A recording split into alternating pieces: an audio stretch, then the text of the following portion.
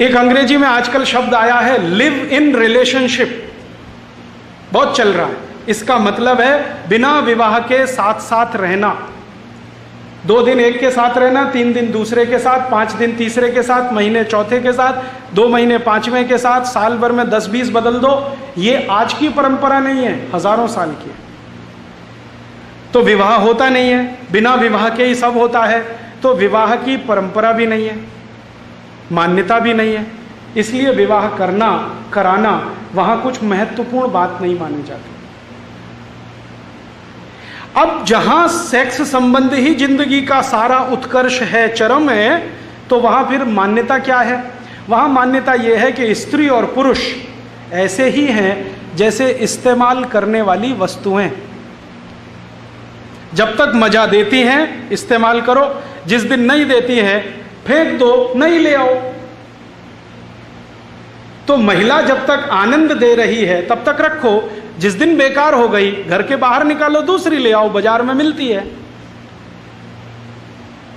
अब परिणाम क्या होता है कि एक साथ बहुत सारी महिलाओं से शारीरिक संबंध रखना, तो पता कैसे चले बाप कौन सा है? अब जहां सेक्स संबंध ही जिंदगी का सारा उत्कर्ष है, चरम है, तो वहां फिर मान्यता क्या है? वहां मान्यता यह है कि स्त्री और पुरुष ऐसे ही हैं जैसे इस्तेमाल करने वाली वस्तुएं। जब तक मजा देती हैं इस्तेमाल करो, जिस दिन नहीं देती है फेंक दो, नहीं ले आओ। तो महिला जब तक आनंद दे रही है तब तक रखो, जिस दिन बेकार हो गई घर के बाहर निकालो, दूसरी ले आओ, बाजार में मिलती है। अब परिणाम क्या होता है कि एक साथ बहुत सारी महिलाओं से शारीरिक संबंध रखना, तो पता कैसे चले बाप कौन सा है? बिना शादी के बच्चे होंगे तो पता कैसे चले बाप कौन सा है? तो इसलिए यूरोप में परिवार बनता नहीं है। परिवार तो कुछ निश्चित बिंदु से शुरू होता है ना। परिवार तो ऐसे शुरू होता है, मेरी माँ ने कहा देख ये तेरे पिताजी हैं, बस वहीं से शुरू हुआ।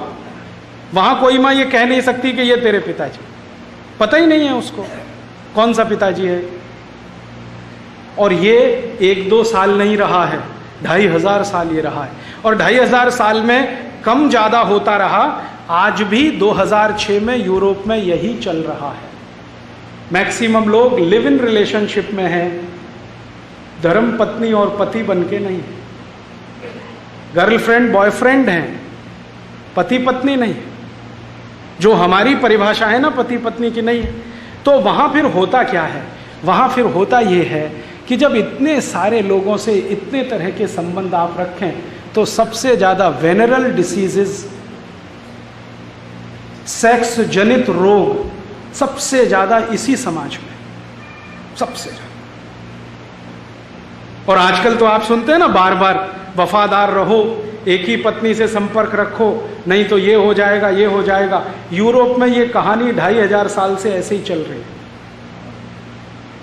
फिर बीच बीच में कुछ लोग ऐसे आए यूरोप में जिन्होंने इसको बदलने की कोशिश की। बीच बीच में उनके समाज में ऐसे लोगों ने जन्म लिया, वो कहने लगे कि ये अच्छा नहीं है, गलत है, इसमें कुछ लिमिटेशंस करो, नियम बांधो, परिवार बनाओ, शादियां करो, शादियों के साथ रहो। ऐसे कुछ लोग आते रहे, लेकिन उनको जिंदा नहीं रहने दिया समाज ने। अब मैं कहानी सुनाता हूं। ऐसे ही एक यूरोपियन व्यक्ति थे जो आज से लगभग 1600 साल पहले यूरोप में पैदा हुए। उनका नाम था वैलेंटाइन। और ये कहानी है 478 एडी। एडी माने ईसा की मृत्यु के बाद, आफ्टर डेथ। आज से लगभग 1300 साढ़े 1300 साल पहले की कहानी। एक वैलेंटाइन नाम के महापुरुष ने जन्म लिया, जो ये कहता था कि हम जो शारीरिक संबंध रखते हैं कुत्तों की तरह से, जानवरों की तरह से, ये अच्छे नहीं है, इनमें से ये खराबी, ये खराबी, तो इनको ठीक करो। एक पति एक पत्नी के साथ रहो, विवाह करके रहो, शारीरिक संबंधों को उसके बाद ही शुरू करो। ऐसी ऐसी वो बातें करते थे। और वो वैलेंटाइन महाशय जो जो नौजवान उनके संपर्क में आते थे उनको यही सिखाते थे। रोज उनका भाषण यही चलता था। संयोग से वो चर्च के पादरी हो गए, तो चर्च में आने वाले हर आदमी को यही बोलते थे कि भाई शादी कर लो तभी संबंध रखो, बिना शादी के संबंध मत रखो।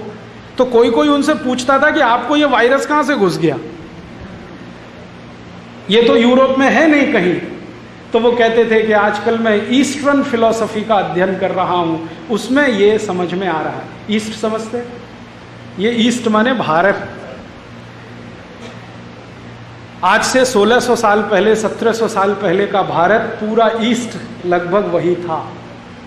चीन में भारतीय सभ्यता, बुद्धिज्म, इंडोनेशिया मलेशिया में भारतीय सभ्यता, बुद्धिज्म, जितनी दूर तक नजर जाती है ईस्ट और फार ईस्ट में सब जगह भारत और भारती था। ये बाउंड्री तो अभी बनी। तो वो कह रहे हैं कि मैं आजकल ईस्टर्न फिलॉसफी का अध्ययन कर रहा हूं और मुझे लगता है कि वो परफेक्ट है, उसी के लिए मैं चाहता हूं कि आप ये मानो। तो कुछ लोग मानते थे, तो वो वैलेंटाइन पता है क्या करते थे, चर्च में बच्चों की शादियां कराते थे, चर्च में बच्चों की शादियां कराते थे, और एक दो नहीं, उन्होंने सैकड़ों शादियां कराई।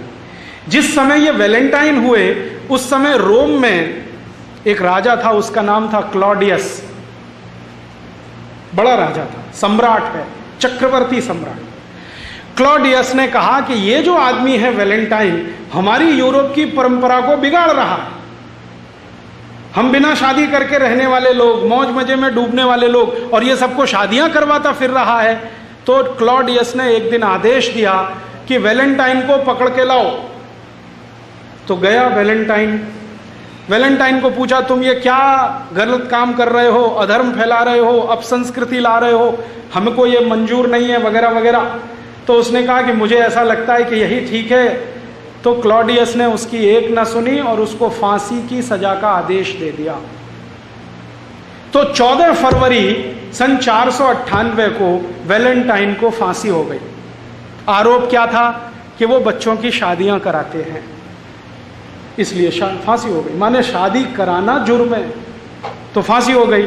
जिस दिन उनको फांसी हुई तो जिन बच्चों ने वैलेंटाइन के कहने पर शादियां की थी, उन्होंने वो दिन वैलेंटाइन डे मनाना शुरू कर दिया। अब ये वैलेंटाइन डे की कहानी है। यूरोप में वैलेंटाइन डे होता है क्योंकि वहां शादी नहीं होती, और जो कर ले वो वैलेंटाइन डे मनाता है। अब भारत में बिना अकल, बिना सोचे, बिना समझे हमने वैलेंटाइन डे चालू कर दिया। स्कूलों में, कॉलेजों में पागलों की तरह से Valentine day, Valentine day, Valentine day. और इस धंधे में बड़ी बड़ी कंपनियां लग गई जिनको ग्रीटिंग कार्ड्स बेचने हैं। वैलेंटाइन डे का ग्रीटिंग कार्ड, वैलेंटाइन डे का गिफ्ट, और वैलेंटाइन डे का तो मिठाई, और वैलेंटाइन डे का तो ये, और वैलेंटाइन डे का वो। और टीवी चैनलों ने धुआंधार उसका प्रचार कर दिया। तो गली मोहल्ले छोटे छोटे बच्चे 10-10, 12-12 साल के वैलेंटाइन डे में फंसे हुए हैं। हाँ, और ऐसे मूर्ख हैं कि वो जो कार्ड भेजते हैं ना, उसमें लिखते हैं would you be my Valentine. हाँ, इसका सही मतलब है कि आप मेरे साथ शादी करोगे। और वो एक को नहीं, 10-10 को भेज देते हैं, 20-20 को भेज देते हैं, 25-25 को, would you be my Valentine. अभी मैं तो एक दिन तंग हो गया, परेशान हो गया। बंबई में मैं एक सज्जन के घर खाना खाने गया, तो उनके घर में एक दादाजी हैं, दादाजी 65 साल के, उनको 25 ग्रीटिंग कार्ड आए हैं, लिखा हुआ would you be my Valentine. लिखने वाले कौन है? 15-20 साल के लड़के लड़कियां। वो दादाजी को वैलेंटाइन बना रहे हैं। मूर्खों को पता नहीं है कि वैलेंटाइन होता क्या है। बिना सोचे, बिना समझे ये जो हम लेते हैं ना, ये ऐसा नाश करता है। तो यूरोप की तकलीफ है, वहां शादियां नहीं होती हैं। शादी कराने वाला कोई पैदा हो जाए तो उसको फांसी हो जाती है। इसलिए वो कभी कभी ऐसे लोगों को याद करने के लिए कुछ सेलिब्रेट करते हैं। हम उनकी नकल करें ये बिल्कुल जरूरी नहीं। ऐसा है यूरोप।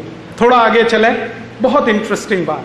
यूरोप में जो प्लेटो है ना, उसकी रिपब्लिक पुस्तक में बार बार वो ये कहता है कि जो स्त्री होती है ना, स्त्री, उसमें आत्मा नहीं होती। जरा ध्यान से सुनना आप इसको। स्त्री में आत्मा नहीं होती, पुरुष में ही आत्मा होती। तो स्त्री क्या है? तो प्लेटो कहता है कि जैसे मेज है, कुर्सी है, टेबल है, फैन है, वैसे स्त्री वस्तु जैसी है।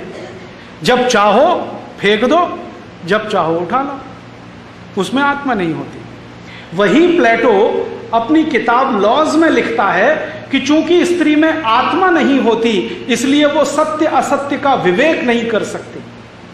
क्या सत्य है, क्या असत्य है, क्या करने लायक है, क्या करने लायक नहीं है, तो उसका भेद नहीं कर सकती। इसलिए न्यायाधीश को आवश्यक है कि किसी स्त्री की बात को ना सुने।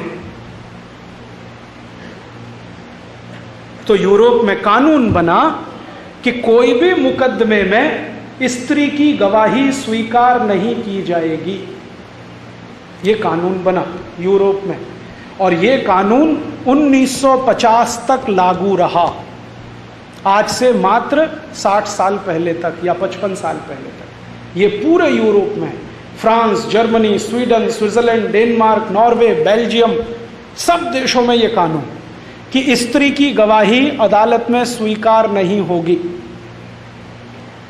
1950 में आके इस पे बवाल हुआ, क्योंकि वो कहते हैं ना स्त्री में आत्मा नहीं है। तो स्त्री में आत्मा नहीं है तो फिर यहां से बहुत कुछ शुरू हो जाता है। तो स्त्री संपत्ति की अधिकारी नहीं है, स्त्री फैसले लेने की अधिकारी नहीं है, स्त्री घर में वस्तु के जैसी है, सजावट के लिए रखो, जब खराब लगे तो बदल दो। माने खरीद बेच की वस्तु है, बदलने की वस्तु है। और 1950 तक तो यूरोप की बैंकों में महिलाओं को बैंक अकाउंट खोलने का अधिकार नहीं था। 1950 तक ये जो बैंक ऑफ अमेरिका है ना, ANZ, ग्रिंडलेज, स्टैंडर्ड चार्टर्ड, इन सभी बैंकों में अप टू 1950s कोई महिला का अकाउंट नहीं था, सब पुरुष के अकाउंट। महिला अकाउंट खोल नहीं सकती, ऑपरेट नहीं कर सकती। क्यों? उसको आत्मा नहीं है, तो समझ नहीं है, तो बुद्धि नहीं है, तो सत्य असत्य का विवेक नहीं है। ये उनकी मान्यता। तो न्याय व्यवस्था में, कानून व्यवस्था में, शिक्षा व्यवस्था में, पारिवारिक व्यवस्था में स्त्री हमेशा वहां नीचे नीचे और नीचे रही। और स्त्रियों पर इतने अत्याचार हुए हैं जिसकी आप सुने कहानी तो आपकी आंखों से खून के आंसू निकल आए। इंग्लैंड में 2500 साल स्त्रियों के लिए एक परंपरा बनी है। वो परंपरा क्या है कि अगर किसी स्त्री को पुरुष ने छोड़ दिया तो वो किसी काम की नहीं है। अब उसको क्या करो, लाठियों से पीट के या तो मार डालो या उसका मर्डर करो, नहीं तो वो विच हो जाएगी। विच समझते हैं? डायन, WITCH, विच माने डायन। नहीं तो वो डायन बनेगी और समाज को खराब करेगी।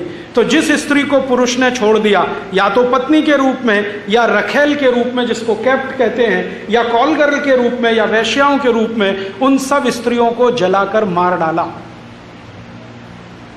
आप सोच सकते हैं, एक दो नहीं, लाखों को। और यूरोप की इतिहास की किताबें भरी पड़ी हैं कितने स्त्रियों को किस देश ने जलाया, किस साल में। इंग्लैंड में कितनी जलाई गई, स्कॉटलैंड में कितनी जलाई गई, न्यू साउथ वेल्स में कितनी जलाई गई, फ्रांस में कितनी जली, बेल्जियम में कितनी, जर्मनी में कितनी। फिर इन सब स्त्रियों ने इकट्ठा होके एक अभियान शुरू किया और उसका नाम है वीमेन्स लिबरलाइजेशन, स्त्री मुक्ति। फ्रांस में एक बहुत बड़ी लेखिका हुई, उसका नाम था सिमोन द बोवार। बहुत बड़ी लेखिका है, फिलोसोफर है। फ्रांस का एक बहुत बड़ा फिलोसोफर था जियां पाल सार्त्र, जो रूसों के समकक्ष माना जाता है। तो जियां पाल सार्त्र की शिष्या थी सिमोन द बोवार। उसने एक अभियान शुरू किया फ्रांस से, जो धीरे धीरे सब यूरोप के देशों में फैला कि स्त्रियों को अधिकार दो, बैंक अकाउंट खोलने का अधिकार दो, संपत्ति का अधिकार दो। आपको सुनकर आश्चर्य होगा कि जो देश अपनों को पार्लियामेंट्री डेमोक्रेसी का जनक कहते हैं ना, उन देशों में 1400 साल स्त्रियों को वोट देने का अधिकार नहीं था, क्योंकि उसमें आत्मा नहीं है, वो सत्य असत्य को समझती नहीं। 1400 साल वोट नहीं देने दिया उनको। तो सिमोन द बोवार ने कहा कि इनको वोट देने का अधिकार मिलना चाहिए, संपत्ति का अधिकार मिलना चाहिए, इनको बराबरी मिलनी चाहिए, पुरुष के बराबर इनको माना जाना चाहिए। और ये आंदोलन वर्षों वर्षों चला, जिसमें काफी स्त्रियां मारी गईं, उनको पीटा गया, अत्याचार हुए, अंत में जाकर थोड़ा सफल हुआ जब कुछ देशों ने स्त्रियों को वोट अधिकार दिया, कुछ देशों ने बैंक अकाउंट खोलने का अधिकार दिया, कुछ देशों ने उनको आगे आगे पुरुष के बराबर माना। अदालत ने उनको स्वीकार किया कि हाँ ये भी गवाही दे सकती है, वरना तो। और थोड़े दिन तक कुछ देशों में पता है क्या चला, अदालतें क्या करती थी, एक पुरुष की गवाही 3 स्त्री के बराबर। हाँ, एक पुरुष की गवाही 3 स्त्री के बराबर। और जो पुरुष ये कह दे कि ये स्त्री बदचलन है, तो उस स्त्री की कोई गवाही स्वीकार नहीं। ऐसी स्थिति। तो परिणाम क्या हुए, इन देशों ने पिछले 50 साल में कानून बनाए, कानून बनाकर स्त्रियों की स्थिति को सुधारने की कोशिश की, और वो सुधरते सुधरते थोड़ी बहुत आई है, लेकिन अभी भी पूरी नहीं आई है। आपको मालूम है, अमेरिका में स्त्री राष्ट्रपति नहीं हो सकती। आपको मालूम है ये बात? आज भी नहीं हो सकती। 21वीं शताब्दी में अमेरिका जा रहा है, वहां कोई स्त्री राष्ट्रपति नहीं हो सकती। और अमेरिका का पिछले 200 साल का इतिहास उठा लीजिए, एक भी स्त्री राष्ट्रपति नहीं हुई, आगे भी नहीं होगी। अमेरिका में कितना ही लंपट पुरुष हो, राष्ट्रपति हो सकता। लंपटों का सरदार, champion of extramarital affairs, गुंडा, बदमाश, चोर, उचक्का, बेईमान, लुच्चा, लफंगा, कोई भी प्रेसिडेंट हो सकता है, लेकिन एक सद्गुणी स्त्री राष्ट्रपति नहीं हो सकती। ये है असलियत यूरोप और अमेरिका।